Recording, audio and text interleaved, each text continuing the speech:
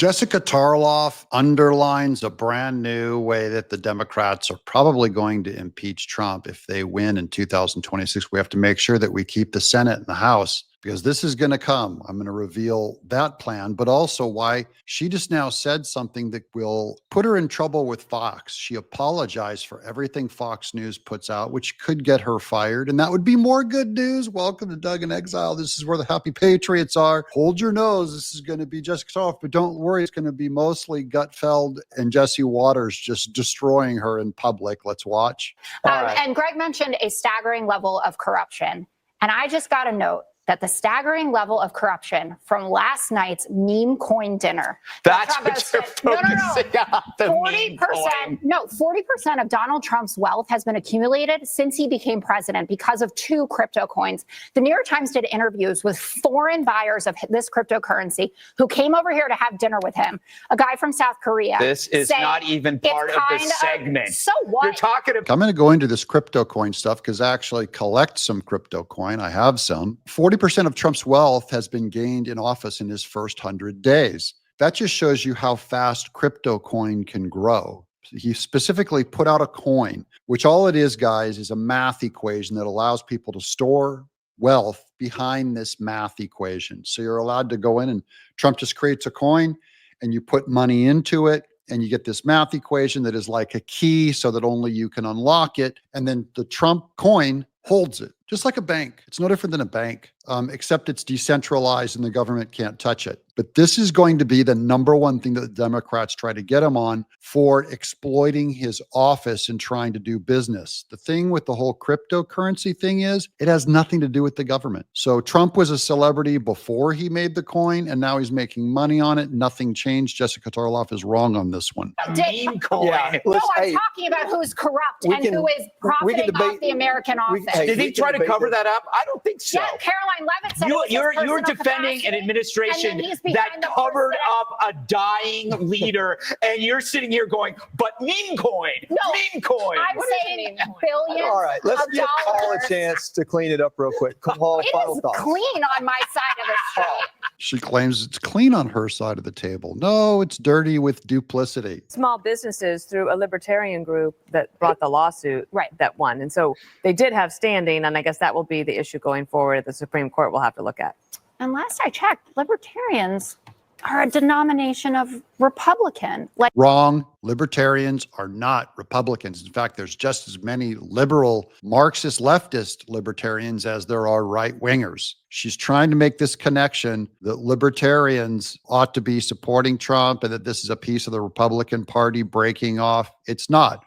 Rand Paul is more libertarian. Thomas Massey is more libertarian. Ron Paul is more libertarian.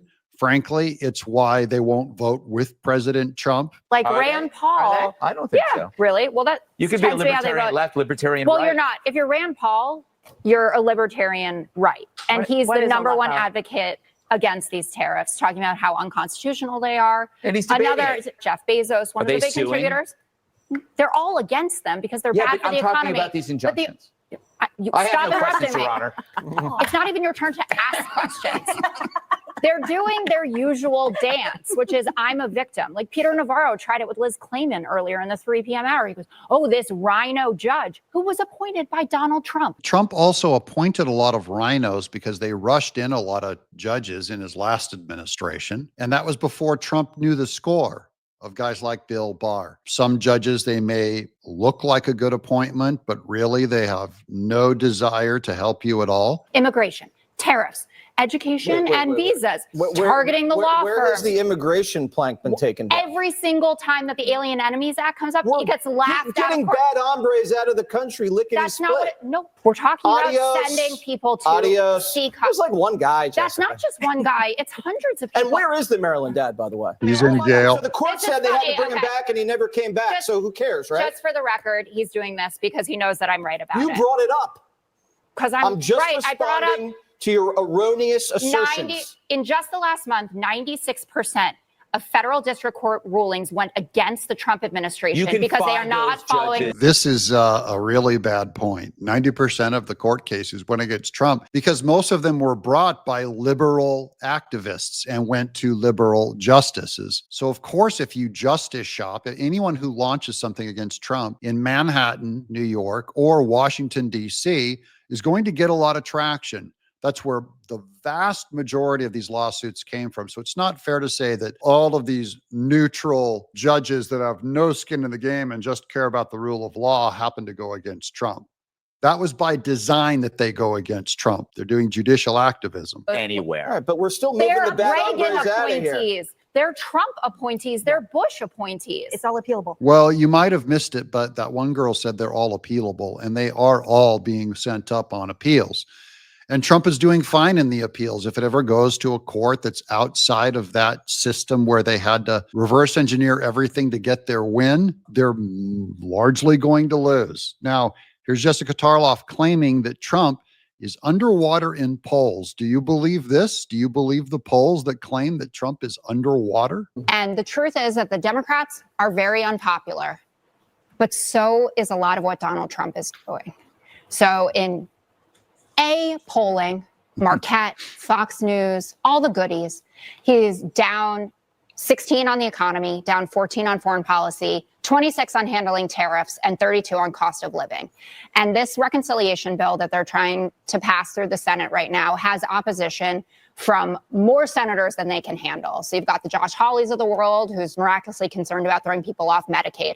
Rick Scott and Maria Bartiromo was raking him over the coals this morning about his views. Rand Paul, who has been talking about everything from how unconstitutional it is for Trump to be putting in these tariffs to how we're ballooning the deficit. Libertarian. Ron Johnson, Susan Collins, Jerry Moran. Those are a lot of senators that you've got to get on board. So if this is the big ticket item, right, this is the big marquee agenda piece that we're going to give tax cuts to the wealthy and we're going to take away food assistance and Medicaid. So we're hurting the poor to help the rich. She's talking about removing illegal aliens from Medicaid and food stamps, which we all pay into. And she's saying that's taken away food from the poor through Medicaid. This is a terrible point. And the polls, they lag a little bit. The polls are still responding to when the media first attacked Trump on the tariffs. Since he's turned most of those numbers around, Jessica Tarlov, I don't know why she's so far behind the news. I shouldn't have to do your job for you. Well, for 2026, for the Republicans, or for 2028, when we're going to have a big, beautiful primary and we will get a great candidate and everyone will forget about the hoity-toity. They say yellow puts on weight. I'd say that puts on about 800 pounds. Here's the Hindustan Times with Jessica's fireable offense. Who is Jessica Tarlov? Fox News host apologizes to the entire world. And here's why. Fox News anchor Jessica Tarlov expressed regret for the cable news industry's impact. That is Fox News apologizing to the entire world. Fox News anchor Jessica Tarlov made an unusual admission of guilt for the cable news industry during a podcast interview, saying she is sorry to the entire world for what we export. What news channel exports more than Fox News? This is her attacking her own employer. Tarlov, the co-host of The Five, made a startling statement while discussing the importance of the media in contemporary discourse with University of Virginia political analyst Larry Sabato on the Prof G podcast with Scott Galloway. Sabato blasted the television news coverage, saying that I watch more TV news than I ever have before. TV funnels what's selling on social media, I think, more than the reverse. That makes me rage. That's not true. If you look at all of us who are doing our little podcasts, our own news coverage, ours far outstrips TV coverage, and I'm talking over tenfold. So I don't know where they're getting these numbers from. Responding to her statement, Tarlov apologized broadly without going into detail about her specific grievances, because they'd all be about her employer, stressing that she is part of the problem. Gee, I wonder, guys, you can tell me in the chat below, how can Fox News fix the Jessica Tarlov problem? Let me know in the chat below. The Fox News host said, as someone who's on cable news, I apologize to the entire world for what we export. Lady, you're not going to be around long. You keep talking like that. Sabato laughed at Tarlov's remarks and went on to complain about the impact of social media on political discourse. See, this is the thing. Democrats hate when there's discourse. When we get to talk also, they're like, look, we're just going to broadcast this news talking head spokesperson, and you all just listen, and you can't say anything back. That's why I always encourage you to comment in the chat below. That's what makes us different than TV. They can't do that. Quote, there's nothing we can do about social media, he asserted. The one thing I've been waiting for that I was promised as a young person was a time machine. I gave up on flying cars. We still don't have one because I'd love to go back and make it impossible to create social media. I don't want to know. I know how I'd do it, but I would try to do that. Oh, I don't know how I would do it, but I would try that. This guy wishes he could go back in time so you and I can't speak. That's his big dream, to go back to what it was before, back when they could just win elections and never hear anybody talk back or disagree. And you guys are all allowed to disagree. I got plenty of disagreement in the chat. The podcast comments came to light after Jessica Tarlov's fiery comments on Friday's 5 program drew increasing scrutiny. While talking about possible ex-U.S. President Joe Biden's health-related cover-ups, she veered off topic to make unsupported accusations about Trump's cryptocurrency operations. This is the one the Democrats are focusing on, guys. I'm telling you, keep on an eye on those Trump coins. Those Trump coins, they're going to say that they were illegal and that he's profiting off the presidential, but Trump did NFTs the year before. In fact, 2 years before. I followed Trump's NFTs. I followed Melania Trump's NFTs when they were out of office. Her co-host, Greg Gutfeld, got back at her for supporting an administration that concealed a dying leader, added that, and you're sitting here going on about a meme coin? A meme coin. They're called meme coins because often they're based on memes. Social media users reacted adversely to the heated argument, with some condemning Jessica's decision to stay on Fox News.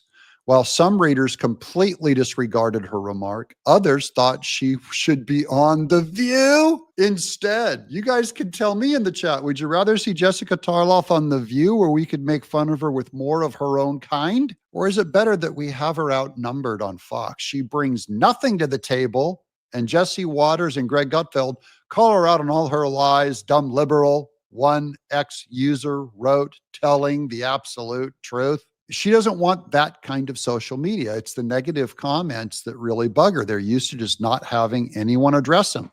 Trump has to weather negative comments. I have to weather negative comments. It's part of the job in a free society where everyone's allowed to talk, Jessica. Jessica's laughing that he's gone, but it's like laughing at a funeral.